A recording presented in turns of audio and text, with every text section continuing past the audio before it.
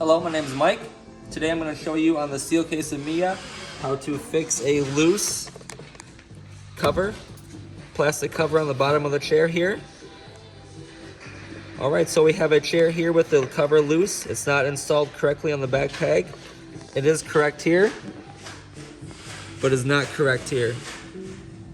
So I'm just going to move the seat a little bit forward so I can get access under here with my thumb or my hand.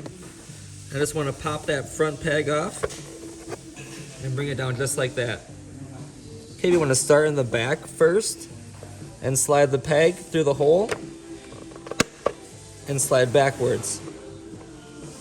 So it should look just like that. Okay, we'll come back to the front and we'll just push it up until it connects just like that. So again, the front and the back should look just like that.